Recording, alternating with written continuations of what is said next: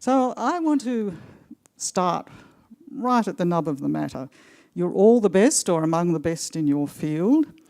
How do you react to that description? Could I start with you, Eileen?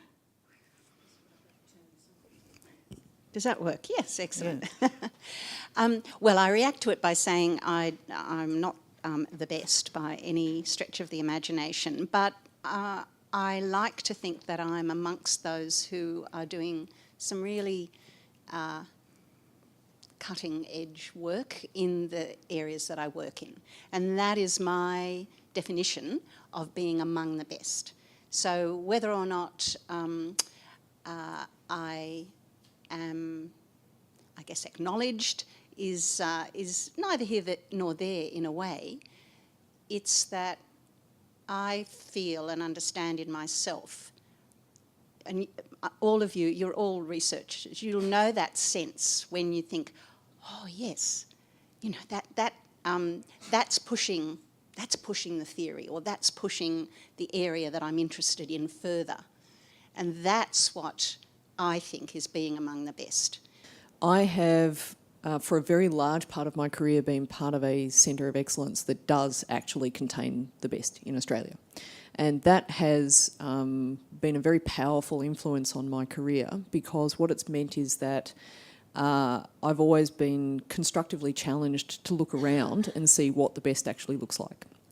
And that, I think, has been a very powerful influence on the progression of my career, because it keeps you concentrating on what you need to keep changing and improving to stay current, to lift your eyes, to aspire to bigger and better and brighter things. And certainly when I was here, one of the things that I actively tried to do was to share some of those insights with the people around me and encourage folks to broaden their horizons and aspire to something a little bit bigger and a little bit more challenging than we would have otherwise. I think my situation's a little different in that, I think it's very difficult for me to claim anything like being the best in my field, or even among the best. I certainly still feel like a mid-career junior researcher in many ways. But I guess the ways I think about it are interesting in comparison, because I come from a discipline which is very much an individual kind of discipline with an emphasis on individual research. So I have had very large projects on my own that I've had to complete by myself, which can be hugely challenging, and also in a way the way I like to work, where you're just responsible for yourself and what you drive it, you have full control in many ways, and it's just you and the computer, finally, that can guarantee a result.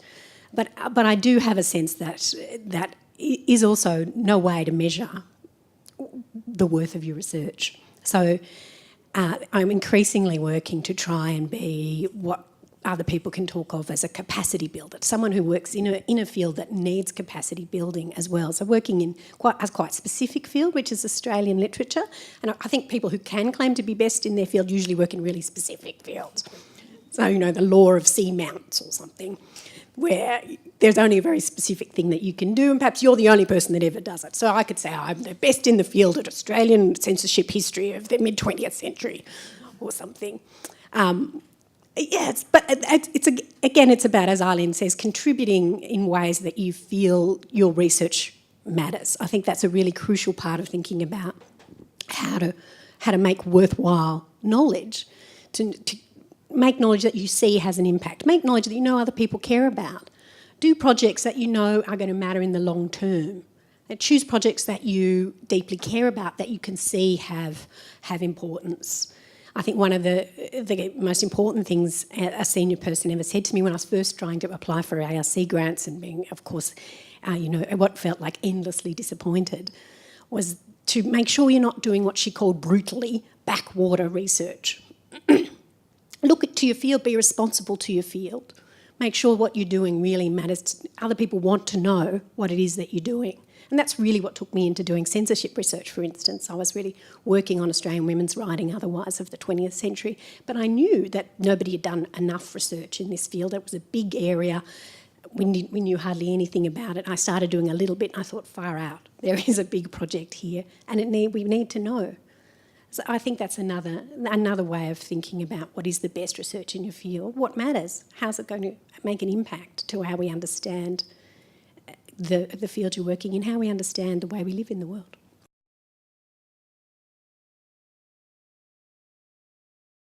And one of the most profound pieces of advice I was given by a senior researcher at the start of my career was that if you're not reinventing yourself every 5 years, you're stultifying. So what that means is, the reason that I chose that grab bag phrase was because they're the tools and techniques, but over the years I have been applying them to progressively different problems. What that means is that there has been, and there are some enduring themes in terms of the skills and capabilities and insights that I bring to particular problems. But over the years, I've tackled all sorts of things like my PhD was involved building ultra-stable lasers that were going to be used in the detectors that have just hit the news about detecting gravitational waves. So my PhD is an on switch on a laser these days. After that, I started building space-hardened lasers.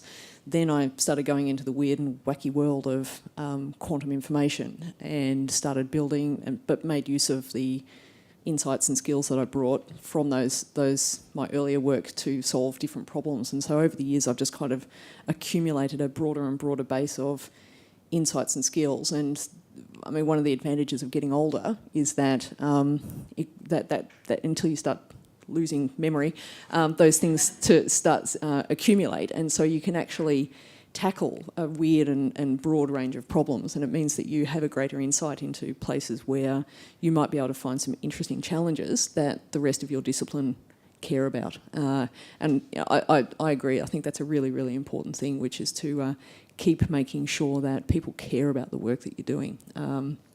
If people talk about citation metrics and all sorts of stuff, but they're a poor proxy for the thing that actually matters, which is, do people care about the work you're doing? PhDs, in my view, are just, they are research training. They teach you how to research and teach you how to focus on one thing and try and become the expert in it.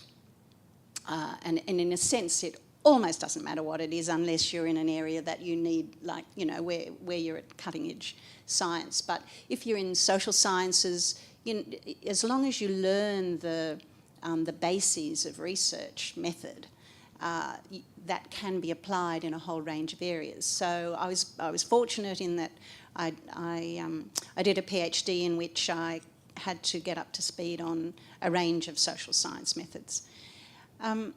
But the thing which propelled me into criminal justice was happenstance. I was asked to do some research with the person who was the head of school at the time, Professor Tony Vinson, going into a prison and interviewing someone. And I couldn't get out after that. It was somehow extraordinarily compelling that here was an area in which social justice and justice was not being met for a whole range of reasons, both for victims and offenders, so to speak. But that really then has pushed me forward in that area. There are long journeys and tough journeys. And I think growing a thick skin early in your career is much to be advised. I had my PhD supervisor did that for me, I think inadvertently.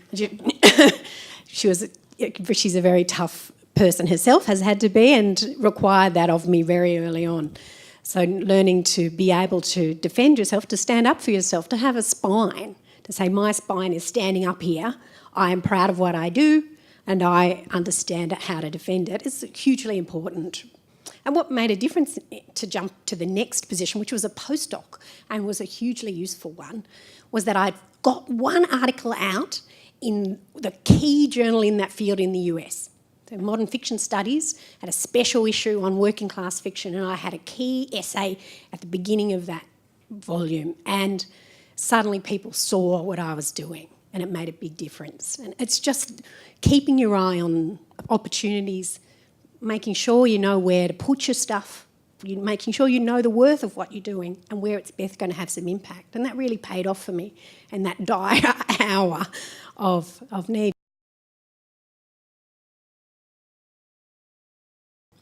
Elanor, was there a breakthrough moment for you in your career? And conversely, were there some low points? Yes and yes. So your observation about resilience is a good one.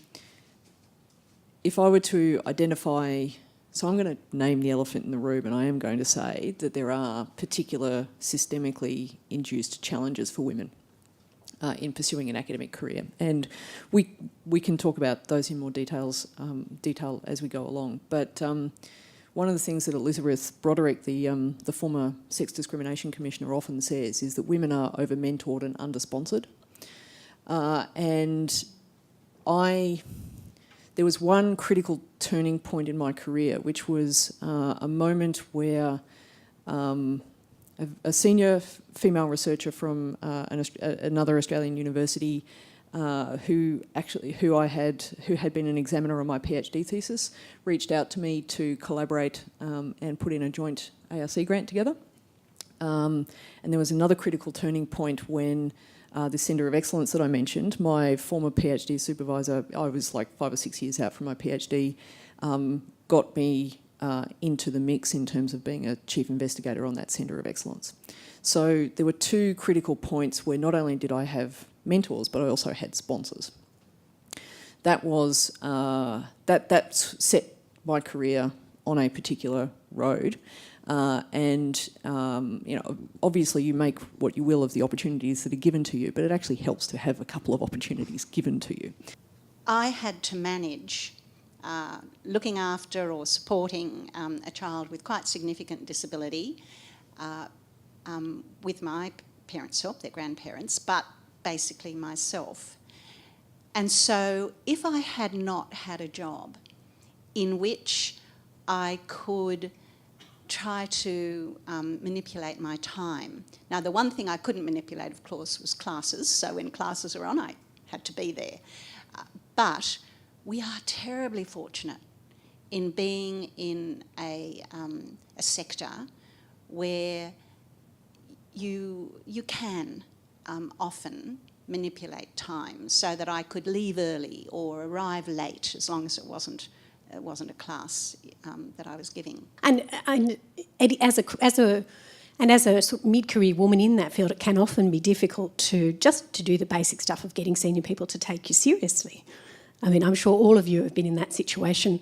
One of them, I remember being introduced by my dean at Macquarie to a DVC who I hadn't met before. She just introduced me as, this is Nicole Moore from the English program, and he asked me how I was going with my PhD. I was a senior lecturer, and that was his first response, that, of course, this is what I would be doing. I'm sure that happens to many of you in... One of the things that nobody told me about when I was doing my PhD, and which took me quite a few years to recover from, and which, again, disproportionately impacts women, is the importance in my disciplines of cohort building. So the people that of your age who do their PhD around the same time as you, fellow postdocs about your age, they're all the people who in 10 years' time you will be ringing up to examine your PhD students' theses, to ask them to be referees on promotion applications, to collaborate with when you want to put a Centre of Excellence bid in, when you want to go and be a visiting fellow at Cambridge, all of that sort of stuff. Nobody explained that to me. And because I was one female face in a room of 50 people, I didn't want to go drinking beer with those boys, wasn't interested. And that took me years to recover from. And I've had to consciously rebuild that once I figured out how important that really was.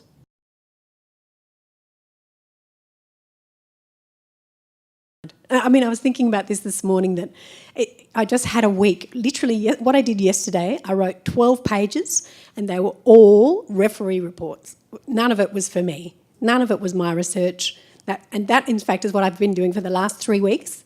And I am on a research fellowship. So notionally what I'm supposed to be doing is just one thing. Like this is this magic time that nobody ever gets, where the only thing I'm supposed to do, one thing, the ASA is paying me full time to do this one thing. And I really struggle to get to that thing to the top of my priority list. And partly that's because I try to work collaboratively. I'm on boards, I run research databases, I assess for the ARC and so on and so on. There are many other kinds of commitments committees that I sit on and so on, and I referee for publishers and that is being a responsible citizen. And I think this is something that women do much more significantly than men, and that we're required to do much more than men. It's much less acceptable for us to sit still and just do our one thing. We're not seen as contributing if that's what we do.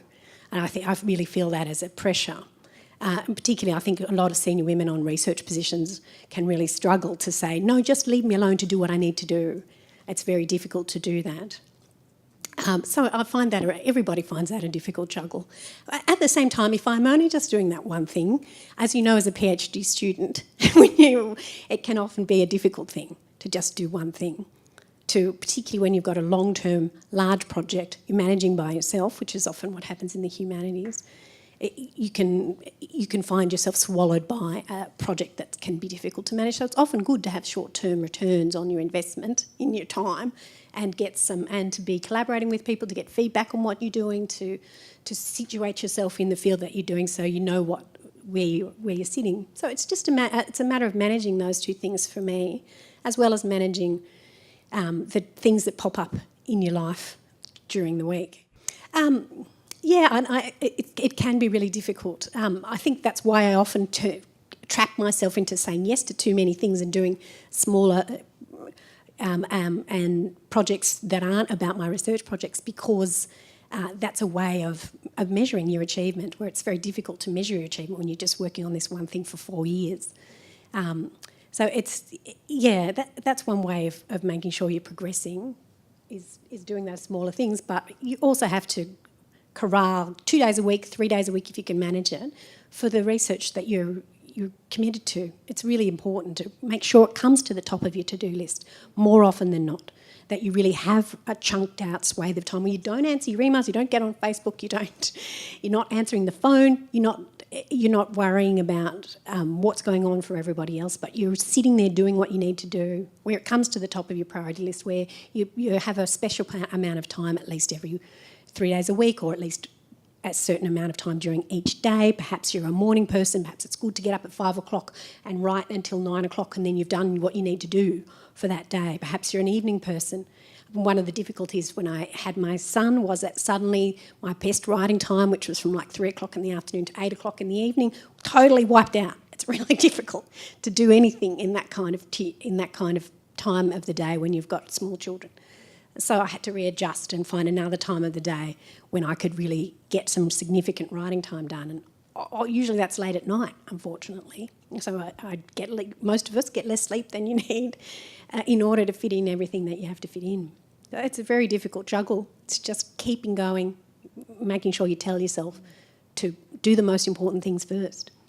What I try to do is to understand myself so that I know the kind of way in which I work best, and the kind of way in which I relate best, and the kind of way in which I operate best, and what gives me a sense of satisfaction. So if you know yourself, you're getting to know yourself, then that gives you a sense of, well, how important is just completely taking off the weekend to go bushwalking, or to do things with your partner or with your kids, or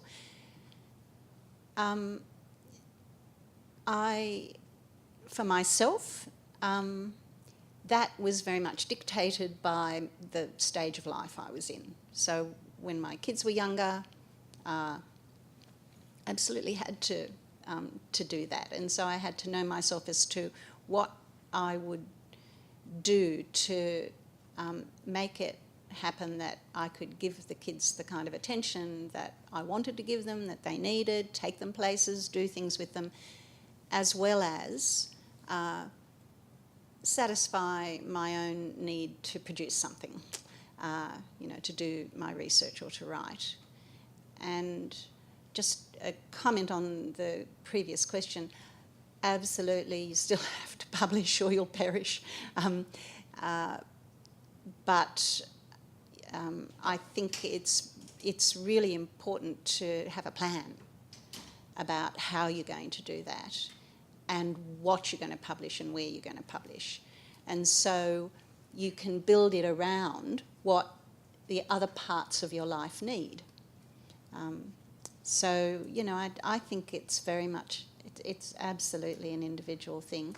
And it also depends on your partner and your kids in a way. So, I mean, if you've got a partner or you'd like a partner, you don't have a partner, what kind of partner is going to work in that circumstance? So, I guess you sort of got to negotiate things with people around you. Thank you. So knowing yourself, that's such a wonderful maxim, isn't it? I think Elanor will give you the last word on that question of balance, because we need to move on to morning tea. So I agree. There are many times when you can't have it all, and there have been a number of points over my life where I've had to stop and reassess, and to pick up your theme, learn to say no to a few things. And in the end, for me, the places when I knew that things were spinning out of control was when I felt frustrated, when I felt nervous, when I felt cranky, and I stopped. And in the end, what drove my decision making was assessing the impact that my behaviour was having on the people around me, and that in the end drove some decision making, particularly in most instances where I had got myself to the point where I was doing a whole bunch of things not very well, and I had to consolidate onto a smaller set of things that were priorities, not just for me but for the people around me as well. And sometimes you actually have to take a cold hard look at yourself and say, well, I'm not actually that important, and me continuing to stick my fingers into this is actually just having a negative impact on the people around me. So for me, I've had a few of those moments, but one should never become one-dimensional, and that's always been there've been a few enduring rules that I've imposed on myself in terms of work-life balance and stuff like that, and I think it's fair to say that there's been a little bit of shifting around the edges over the years, but for the most part, I've stuck to them. It's been a real privilege, I think, to listen to what our guests have had to say. It's been a real mixture of wisdom, sort of intellectual rigour and personal honesty. And I'm sure I speak for all of us in saying how much we value and appreciate that. So please join with me in thanking Elanor, Nicole and Eileen.